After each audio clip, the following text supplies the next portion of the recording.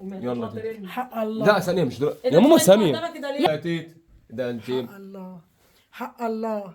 محمود نصاب ومش عايز اخواتي ياخدوا حاجه، وبعدين مبهدل لحم حرام. يعني ايه لما اخوي يقوم يعمل عليه قضيه ومش قضيه؟ طب ليه ما من الاول كان عطاله حقه. يعني بس الابتكار حته ده علبه كبريت في قلب الورديان، مش محل، ده علبه كبريت في الورديان. ها ليه؟ والاخر عايز كمان ما ياخدش حاجه في بيت ابوه. كل ده بسبب ايه؟ ها هو ليه الدكان اللي هنا ما لهاش دعوه بيه، علبه الكبريت اللي هنا ما لهاش دعوه بيها خالص، ده بتاع محمد من زمان قوي قوي قوي. اللي هناك دكان لاحمد ودكان لمحمود، وشقه لاحمد وشقه لمحمود، والشقه اللي تحت بتاعت ولاد نعمه وبتاعت محمد.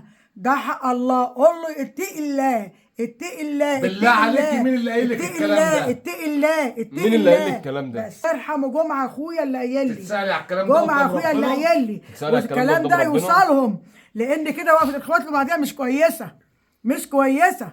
الاخوات اللي بعديها مش كويسه. سجلي الكلام ده وابعتوه لهم هناك، ابعتيه لمحمد، محمد يبعته، محمد يبعته وقول له عمتي موجوده، عشان لو حصل لي حاجه يبقى التسجيل ده يوصل لهم ان حق الله اخويا قايل لي كده. لما محمود ما كرش من قلب البيت كان جمعه قاعد عندي، ايام ما طلع من بيته كان جمعه قاعد عندي، ها، وقال لنا كده، قال لي الكلام ده كده، وكان باكي ومش عايز يروح البلد الى العزبه هناك عشان محمود الله يرحمه. قال لي روح ارمي له عفش من البلكونه من هناك، ما رضيتش اروح، وقال لي ما تزعليش اختي بقى يبص في راسي جمعه عشان ما اروحش هناك افرج عليه الدنيا في العزبه.